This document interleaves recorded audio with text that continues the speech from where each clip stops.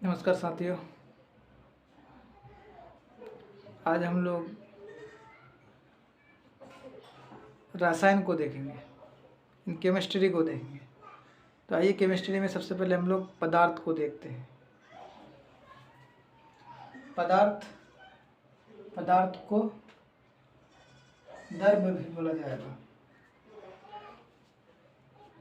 पदार्थ को द्रव्य, पदार्थ या द्रव्य, पदार्थ को द्रव्य भी बोला जाता है। यानी किसे कहते हैं? विश्व की वो सभी वस्तुएं जो स्थान घेरे और द्रव्यमान हो, उसे पदार्थ कहते हैं। ठीक है, पदार्थ को द्रव्य भी बोला जाएगा। पदार्थ या द्रव्य जो स्थान घेरे, यानी जो भी वस्तु, जो भी सामान, विश्व की, दुनिया की जो भी सामान स्थान ले घेरे, स्थान को कवर करे और उसमें द्रव्यमान हो, उसे पदार्थ कहते हैं। तो पदार्थ भौतिक आधार पर, पदार्थ की एक 5 किस्में हैं। भौतिक आधार पर, भौतिक के हिसाब से पदार्थ को अलग मतलब खंड में बांटा गया है। रासायनिक आधार पर अलग में बांटा गया। तो पहले हम लोग भौतिक को देखते हैं। तो भौतिक आधार पर पदार्थ ठोस, द्रव, gas, plasma, Bose Einstein condensate. ठीक है, तो ये दोनों जो है वैज्ञानिकों के काम के लिए है, और ये खास तौर से हम लोगों को ये याद रखना है, ये तीनों याद रखना है। ये दोनों वैज्ञानिकों के काम के लिए होता है।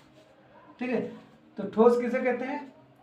ठोस वो पदार्थ जो हार्ड हो, कठोर हो, यानी आकार और आयतन दोनों निश्चित हो उसका, यानी कहीं उसको अगर रख दिया जाए तो जहाँ उसको रखा जाए वो उतना ही में वो रहे, और वो ठोस हो।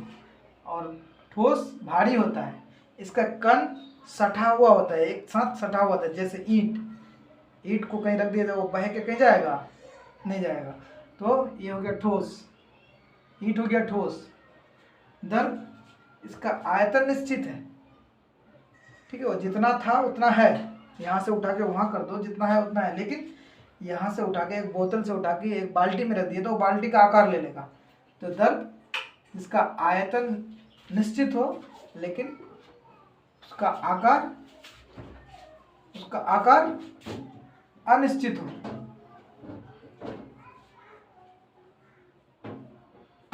आकार अनिश्चित हो, ये कम भारी होता है ठोस से, और उसका कण दूर दूर रहता है ठोस के हिसाब से। जैसे पानी, द्रव है, गैस। आकार और आयतन जिसका दोनों अनिश्चित हो, आकार आयतन दोनों अनिश्चित हो, यानी उसको यहाँ से उठा के वहाँ ले जाए तो उसका आकार भी फैल जाएगा, हाँ, मतलब उसका आकार भी बदल जाएगा और उसका बनावट भी बदल जाएगा। ठीक है, बहुत कम भारी होता है। गैस इन दोनों से बहुत कम भारी होता है। कण इसका दूर दूर रहता है, बहुत दूर दूर रहता है। ठीक है, जैसे ऑक्सीजन। ठीक, आइए प्लाज्मा में। प्लाज्मा ये हीट से बनता है। अगर इसको हीट लगाया जाए, गैस को, सॉरी ठोस को, जैसे ठोस बर्फ ठोस है, अगर इसको हीट दिया जाए तो ये द्रव बन जाएगा। और हीट दिया जाए, द्रव को हीट दिया जाए तो गैस बन जाएगा। गैस को और हीट दिया जाए तो प्लाज्मा बनता है, यानी हीट से बनता है प्लाज्मा। प्लाज्मा कैसा अवस्था पर, मतलब उसको समझेंगे कैसे? जैसे कोई ऐसा चीज़ जो बहे भी ना और बह के भी ना जाए और एक जगह खड़ा भी ना रहे, उसको एक जगह मतलब मौजूद भी ना रहे, उसको प्लाज्मा अवस्था कहते हैं। हीट से बनता है। आयनाइजेशन, यानी जो इसको प्लाज्मा का जो बनने का जो काम है उसको आयनाइजेशन कहते हैं, यानी चित्रावरण। यानी हीट लगने के बाद, हीट लग के, बहुत ज़्यादा हीट लगने से मतलब क्या बोलते हैं इसका, चित्रा उड़ने लगता है, फिर ये प्लाज्मा बनता है। हाँ, उससे बनता है बादल। जैसे बादल का गरजना, अगर बादल गरजा है, बादल जैसे गरजता है तो बादल क्या होता है कि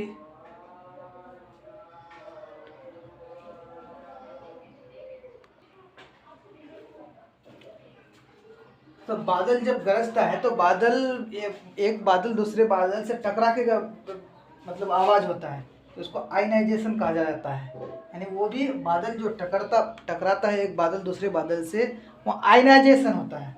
आयनाइजेशन के बाद आवाज़ आता है, मतलब चमक आता है, ठीक है। और तीसरा अवस्था है बोस-आइंस्टीन कंडेंसेट। बोस-आइंस्टीन कंडेंसेट, जब हमारा देश भारत गुलाम था तो एक वैज्ञानिक हमारे यहाँ हुआ था, एक वैज्ञानिक हमारे यहाँ हुआ था, क्या उसका नाम सत्येंद्रनाथ बोस था। उन्होंने पदार्थ की ये जो पांचवी अवस्था है उसको खोजा और उसको देखा, उसका प्रूफ किया, उसको बनाया। तो बोस ने क्या किया कि 3 गैस को ठंडा किया, परम शून्य ताप पर ठंडा किया। परम शून्य ताप कहते हैं -273 डिग्री सेल्सियस को परम शून्य ताप कहते हैं। तो बोस ने क्या किया, 3 गैस को लिया और उसको खूब ठंडा किया।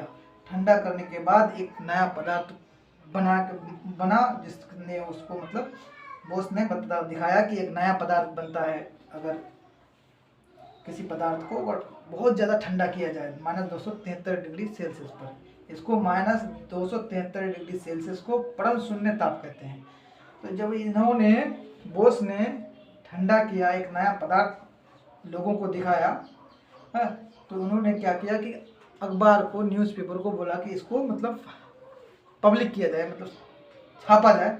तो अखबार के मालिकों ने कहा कि ये गुलाम देश का आदमी कहीं इतना बड़ा वैज्ञानिक हो सकता है, उसने छापने से इनकार कर दिया। बोस ने क्या किया, एक चिट्ठी में, एक पत्र में लिख के इसका फार्मूला वगैरह सब आइंस्टीन को भेज दिया। आइंस्टीन ने देखा तो देख के बोला कि ये तो बहुत आश्चर्य की बात है, गुलाम देश में इतना बड़ा वैज्ञानिक, इतना बड़ा साइंटिस्ट। फिर आइंस्टीन ने, क्योंकि आइंस्टीन उस टाइम बहुत बड़ा वैज्ञानिक था, आइंस्टीन उस टाइम अखबार में छपवाया जिसमें वो नाम दिया कि बोस आइंस्टीन, क्योंकि बोस ने खोजा था। आइंस्टीन चाहता तो वो अपने नाम पर कर सकता था क्योंकि उसके पास था, किसको क्या मालूम कि किसका है। तो आइंस्टीन ईमानदारी दिखाया और बोस आइंस्टीन कंडेंसेट इसका नाम रखा, ठीक है। तो पदार्थ, भौतिक आधार पर पदार्थ की 5 किस्में, ठोस, द्रव, gas, plasma, Bose Einstein condensate. ये दोनों वैज्ञानिकों के काम की चीज़ है, ठीक है।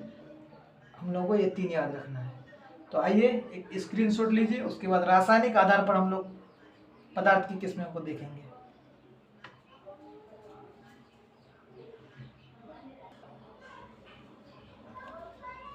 तो आइए रासायनिक आधार पर पदार्थों की किस्में देखते हैं। तत्व, रासायनिक आधार पर तत्व, यौगिक, मिश्रण। तत्व ये अकेला होता है, इसमें किसी चीज़ का मिलावट नहीं होता है, ये अकेला होता है। जैसे सोना, चांदी, सोना में किसी चीज़ का मिलावट हुआ तो वो सोना नहीं है। फिर सोना, जैसे सोना का जो जेवर बनता है वो सोना में मतलब कुछ मिलाया जाता है, फिर उसको सोना जेवर बनता है। लेकिन जिसमें जो मतलब तत्व होगा तो सोना वो अकेला होता है, सोना, चांदी, ठीक है।